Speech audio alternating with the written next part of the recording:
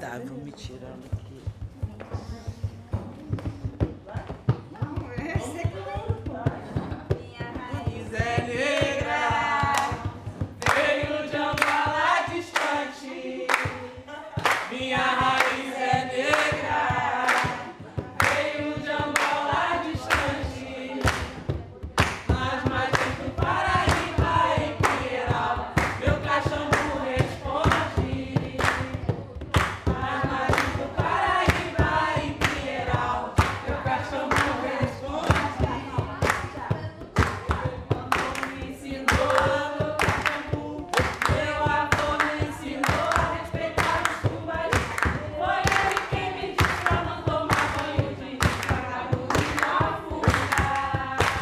Eu não quero ser governo, eu não quero ir para uma senzala.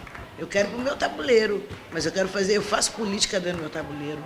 Eu trago gente para vir comer meu acarajé e saborear, entendeu? Eu não preciso de ser liderada novamente por branco. Que é isso? Entendeu? Acho que precisa de uma trança, não pode deixar a coisa estanque. A capoeira, ou maracatu, ou jongo, né? As religiosidades. Porque tem uma que vai conseguir auxiliar a outra a dar saltos organizativos. Então você precisa fazer isso mais internamente. Acho que o momento é de construção de um grande tecido. A gente precisa se apropriar do que é nosso. A universidade pública é nossa, as culturas africanas e afro-brasileiras são nossas, a cultura indígena é nossa. Né? Então a gente precisa se apropriar disso. Não é só no dia do índio, né? Chegar lá e, como fazem na escola, pinta a criança, bota umas peninhas. Né? Os índios estão sendo exterminados, estão sendo presos por arbitrariedade. Aqui em Niterói, São Gonçalo, os negros e negras estão sofrendo violência contra a mulher, violência na maternidade, sendo assassinados. E a gente precisa estar em um espaço como esse para desconstruir esses estereótipos aí. Se a gente pegar a nossa história de comunidade negra, das religiões de matriz africana, da capoeira... Gente, olha só, na minha humilde concepção, sempre teve gente, desculpa, para dar porrada na gente. Então não é a primeira vez que a gente vai reler essa história. Eu que já vou fazer 52 anos, acho que eu estou levando porrada desde que nasci lá no Morro do Querosene. Que baiana de acarajé hoje não fica só sentada no tabuleiro não, hein? Ela sai, vai para as ruas, ela pleitia, ela deseja, ela conquista.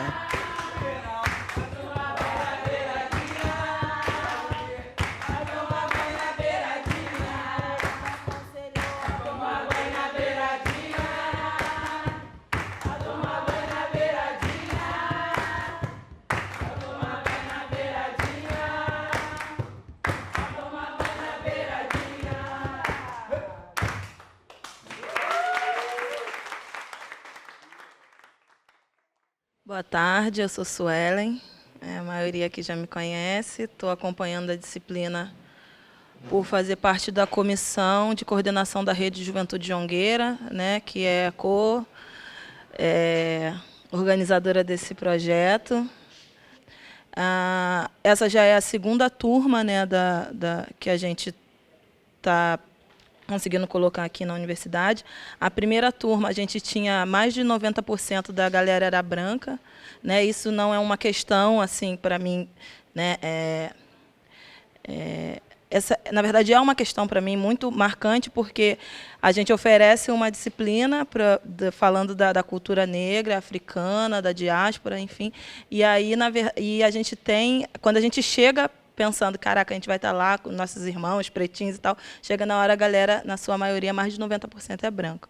Quando eu cheguei aqui no primeiro dia, que eu vi que tinha 90% preto e outros 2%, né, porque ainda tinha uma galera que fica meio em cima do muro, né, não tem não tem esse empoderamento, não tem, né, e aí isso para mim foi bem intenso. Eu fiquei muito feliz, né, poder ver aqui, né, hoje, né, ter essa galera bem preta junto. Eu me chamo Anali Joiá, conhecida como a Nega do Acarajé, no Rio de Janeiro, né? Precursora de um legado que já era nosso, mas nos foi tirado o direito de permanecer nas ruas. Então, numa tarde assim muito linda, eu fazendo meu acarajé numa escola municipal de periferia. Eu tive a sorte do prefeito visitar essa escola e me ver lá, escondida, vendendo meu acarajé. Então, ele quis negociar com a gente e nos trouxe de volta para as ruas do Rio de Janeiro. Faço parte de um legado ancestral, sou uma baiana de acarajé, uma enfermeira formada que abracei o ofício das baianas de acarajé como a minha bandeira. Hoje represento uma associação de baianas de acarajé do Rio de Janeiro e de Salvador, porque hoje nós somos baianas de acarajé nacionalmente conhecidas, que em todo o Brasil nós temos essa cultura. Venho representando as mulheres negras, venho me empoderando da minha raiz, da minha raça, do que eu acredito, do que Oiá me traz, da minha intuição. Sou uma mulher de Inhaçã, sou uma zeladora de orixá. Estou acompanhada com meu filho de santo, Dofono, que também é um aluno de uma faculdade Veiga de Almeida, no Rio. Então, estamos aqui para mostrar que a gente tem o nosso valor. O negro se empoderou e eu estou aí junto com vocês. Eu quero crescer junto e aprender. Sou mestre Paulão Kikongo e é legal estar aqui de novo porque já fiz muita atividade aqui com o PENESB, né? Foi muito legal que eu dei aula para os filhos da professora Yolanda, quando ainda era muito criança, no Sesc Niterói, e aí ser convidado pela Elaine, através da figura do professor Júlio, que indicou o nosso nome, estar aqui, para mim é legal, porque eu sou nascido em Niterói, na comunidade da Igrejinha, uma comunidade muito violenta hoje, e atualmente há 21 anos morando em Guapimirim, e consegui chegar à academia por causa da capoeira, né? Então, eu sou jornalista, sou bacharel em Direito pela Universidade de Cândido Mendes, estudei um pouquinho e aí acho que é o papel nosso tentar trazer essa experiência que a gente tem na perspectiva de ser capoeirista, ser um mestre formado na tradição. Meu mestre está aí vivo, é advogado, professor de letras, veio para cá, para o Rio de Janeiro baiano, de Alagoinhas, né? Em 1978, eu estou com ele desde 79. Né? Então, uma experiência também foi, para mim, também uma experiência e uma visão. Né? E aí estar numa sala Paulo Freire também, eu acho que tem tudo a ver. E mesmo porque o parecer do CNE número 3, quando a Petronila escreveu sobre a Lei 10.639, ela fala sobre as culturas africanas e afro-brasileiras, da importância de trazer esse debate para dentro do espaço escolar, do espaço universitário. Então, acho que esse é o espaço para a gente construir e desconstruir vários estereótipos que estão aí colocados para nós. Que cabe muito a quem está dentro da universidade criar esse processo não só de acolhimento, como o que fazemos aqui agora, mas o de reconhecimento público dentro da instituição. Estudantes e alunos devem trabalhar de maneira cooperativa para que esses saberes sejam, de fato, reconhecidos, sejam nas aulas, que são incorporados nas aulas, como professores, como instrutores de aulas que possamos ministrar dentro do contexto da universidade, o respeito fundamental que eles merecem, e a universidade obrigatoriamente deve devotar esse respeito a esses saberes, através das pessoas que sustentam esses saberes, e, sobretudo, o reconhecimento que a gente tem que brigar para que ele se realize. Nada é de graça. Então, vocês que se engajam nesse processo, entendam que esse processo é político. Portanto, político significa confronto e negociação. A própria ideia de patrimônio, é importante que vocês saibam, que aí, quando aparece a ideia de patrimônio, no início do século XX, quando se fala em patrimônio, ninguém pensou em patrimônio indígena ou patrimônio afro, seja ele qual for, afro-americano, afro-brasileiro ou afro qualquer coisa.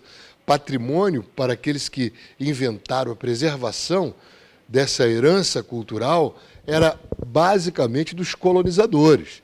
É o patrimônio das classes dominantes em qualquer lugar do mundo. Isso estava escrito no projeto na Grécia, em 1935, chamada Carta da Grécia. Então, a ideia de patrimônio, de maneira nenhuma, está voltada para pensar patrimônio das populações pós-coloniais. Não. Essa é uma novidade que vai ser reforçada a partir, principalmente, dos anos 60. Então, a ideia de patrimônio e monumento, e ainda mais patrimônio material e imaterial, isso, então, nunca foi pensado como alguma coisa que pudesse ser pertencente a negro, índio, populações ciganas ou qualquer outras populações subalternas, como sendo um patrimônio a ser preservado pelo Estado-nação. O Estado-nação, no caso brasileiro, só entendia patrimônio aquilo que fazia parte da cultura colonial, e da cultura colonial, cultura ibérica, portuguesa, europeia. E o que eu quero dizer com isso é que a ideia de patrimônio sempre fora eurocêntrica. Porque até então só se pensava em patrimônio naquilo que era físico. O patrimônio só era o material. O patrimônio imaterial ganhou uma força muito grande também com a experiência brasileira. Transformar o jongo, a capoeira, todas as formas de religiosidade afro-brasileira, né, como candomblé, umbanda, e vai por aí afora, né, como patrimônio imaterial, isto é de um arrojo, de uma ousadia, sob o ponto de vista teórico, que tem que ter uma justificativa, que legitime isso, não é só o papo, tem que escrever e fundamentar isso, e uma ousadia política, que é de bancar a execução disso e trazer a comunidade com os seus saberes reconhecidos para dentro das instituições que são responsáveis pela reprodução de saber, que é a universidade. Há uma novidade, importante que todos nós estamos envolvidos com isso, saibamos que a ideia de patrimônio como algo afro-brasileiro, e no Brasil se multiplica até em patrimônios indígenas, ciganos, etc., é uma novidade exemplar para a América Latina como um todo. Então, nós estamos com o projeto iniciado nesses últimos 13 anos, nós estamos dando um exemplo para a Colômbia, para o Uruguai, para a Venezuela. O Brasil virou um paradigma muito grande na preservação dos patrimônios das populações que viveram colonizadas nesse continente e ainda mais, especialmente o patrimônio afrodescendente.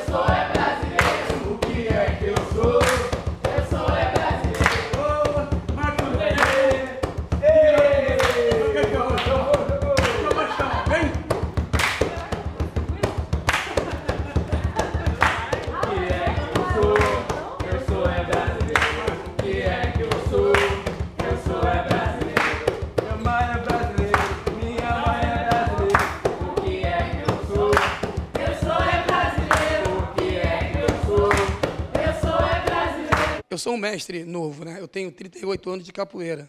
Fui formado a mestre em 92. E não posso dizer que fui formado na tradição igual os outros mestres. Mas esse mestre, né, que alguns chamam de griot, né, que é um termo francês, esses mestres tradicionais, a importância de se preservar esse mestre e ele ter a possibilidade de estar na academia, passando conhecimento, ele é assim, ímpar para nós. Porque essa geração, essa transmissão do conhecimento através da oralidade, ele é importante, porque tem coisas que a academia não faz. Primeiro, eu queria registrar o seguinte, né? A salvaguarda dos bens registrados e no caso da capoeira, o reconhecimento se deu em 2008, na reunião de 15 de julho do Conselho Consultivo do IFAM.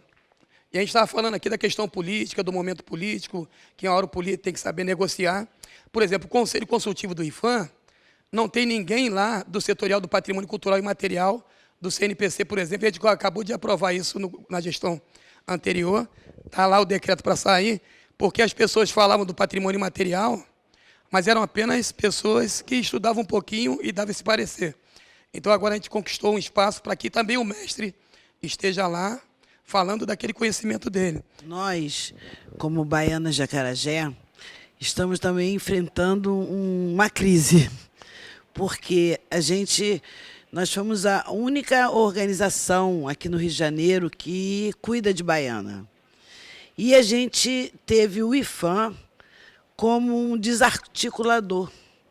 Ele desconstruiu uma construção que agora são as detentoras contra uma associação de baianas.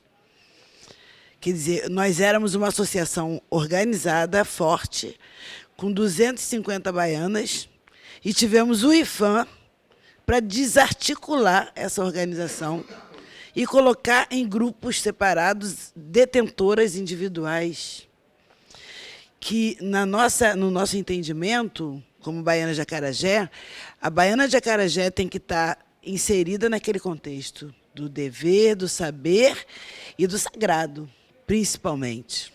Se você me diz que você não cultua o sagrado, você não conhece a minha cultura de matriz africana, meu amor, faça coxinha, não faça meu acarajé. Eu não sou uma pessoa individual, porque quando eu consegui chegar até aqui a vocês, eu vim no coletivo. Então, eu não posso me individualizar. Eu não posso colocar ali no conselho uma pessoa que não tem conhecimento nem da minha cultura de matriz. Não sabe nem o que eu passei para pilar aquele feijão. Não sabe o que minha mãe, minha avó, minha tia sofreu. Entendeu? Meu acarajé é sagrado, é de uma deusa africana, é milenar. Eu não posso permitir que isso caia nas mãos de qualquer pessoa. Não tem cor, hein, gente? Isso aí é uma coisa cultural. Eu posso ser preta, ser de candomblé, eu posso ser branca, ser de candomblé. Mas, por favor, né, tome um banho de abô antes disso. E veja só o que está acontecendo com as baianas de Acarajé. Conversaram com a gente, explicaram, pediram para a gente se conter de nossas colheres de pau, que já estava afiando. Então, a gente se conteve, enrolaram e agora continuam fazendo uma coisa. IFAM é o IFAM. Ele não é baiano de Acarajé nem baiana. Ele não pode declarar que você é baiano de Acarajé, que você é detentor. Uma pessoa que não é de axé não pode dizer que você faz parte do sagrado. Então está errado, está tudo errado isso aí. Aqui no Rio nem se falava em baiana de Acarajé. Quando se falava, eram umas senhoras que ficavam aí escondidas dentro de umas feiras e pronto. Né? Nós trouxemos isso aqui para o Rio, Rita veio para cá, fundou a Associação de Baianas de Acarajé, nos fortalecemos, fomos unidas na prefeitura, ganhamos, conseguimos o decreto e vem uma superintendente e desconstrói. Como é isso, gente? Por favor. Vocês que estão começando agora, como é que é isso? Quem me explica isso? Desconstruir uma construção, tá? Formar um comitê de detentoras individuais, o que significa isso? Um grupo de Associação de Baianas Nacional está sendo totalmente discriminado e sofrendo consequências por isso, porque ela só dá atenção àquele comitê gestor que ela formou. Comitê gestor de senhoras e senhores que nunca viram uma senzala, nunca viram um rundeme, não têm conhecimento do que é uma casa de candomblé. Então, aqui está meu manifesto como baiana de Acarajé. Tá? Porque eu acho que a gente viu um pouco esse processo no jogo também. Ah, sim. O mesmo IFAM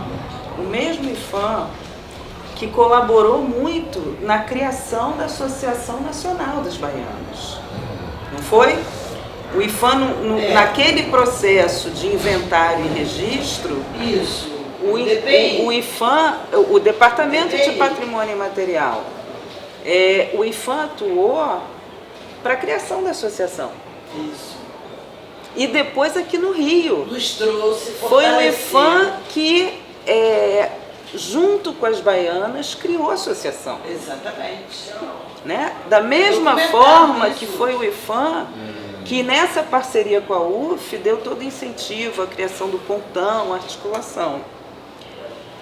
Aí me parece que a questão é a relação com o Estado, né? Porque assim, aí nesta própria instituição, a partir do momento que surgem as divergências, né, os posicionamentos diferentes, aí há uma substituição. A partir do momento que a gente começou, né, os jongueiros, eu acho que tinha uma coisa assim, a discutir o que era salvaguarda e a querer se posicionar com relação às políticas de salvaguarda, e que houve algumas divergências, acabou, não serve mais.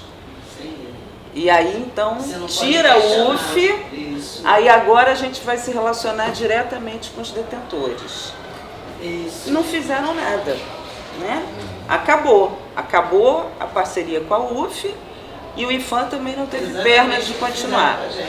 Agora o IPHAN voltou com as reuniões de articulação, incluiu mais não sei quantas comunidades, eles dizem que são mais de 19, né? São quantas comunidades agora? 40 e poucas comunidades, a gente juntando o Rio, Espírito Santo e Minas Gerais no processo de articulação, nós éramos 16 comunidades, e agora vai para 40 e tantas, isso porque o IPHAN decidiu que ele é quem diz quem é a comunidade jongueira ou não.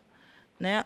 Um coletivo que era todo articulado e que conversava e debatia questões, hoje em dia já não existe mais, as pessoas não têm mais voz. Até então, eu falo de fora, como eu falei com vocês na apresentação da disciplina, eu sou uma pessoa completamente de fora que entrei na disciplina para conhecer. Até então vem uma imagem do IPHAN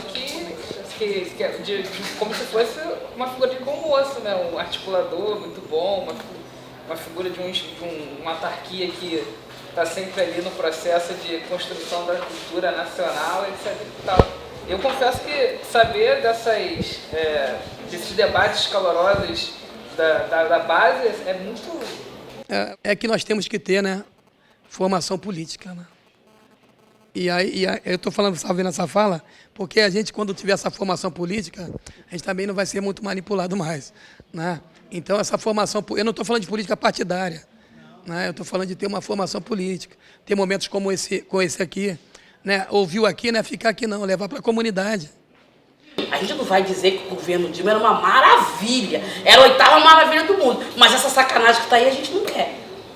Então, e outra coisa, como é que é o nome da senhora? Analise. Dona Analise, sempre fizeram isso com a mulher preta. A senhora não é a primeira, não vai ser a última.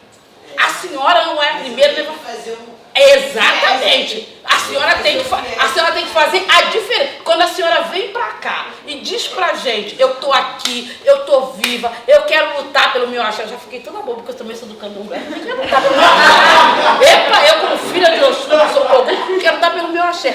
É aquela história, a gente não pode jogar fora a água do banho e a criança junto. Eu não tenho dúvidas da importância e do papel do IPHAN na construção dessa política de patrimônio material. Assim como não tenho dúvida, né, que eu sempre falo, essa política é novidade para nós, para o IPHAN, para a universidade, porque para as baianas, para os jongueiros, para os mestres de capoeira, né, o jongo, a capoeira, o acarajé sempre foram um patrimônio, senão não estariam aí. Agora, qual é o pulo do gato do Estado? O que o Estado traz com essa política? O reconhecimento, né? Esse reconhecimento é importante. É importante, né? Acho que para os detentores é importante para as novas gerações. E uma discussão que eu acho que é longa, assim, de alguma forma, a gente considera também a política de patrimônio, aí essa visão que a gente discutia com o IPHAN Pontão. De alguma forma, também é uma ação afirmativa. Quando você pega a política de patrimônio e você vê que ela vem revelar a contribuição das culturas negras e indígenas, o que o IPHAN está reconhecendo como patrimônio? O que tem para reconhecer nesse país? Devagar.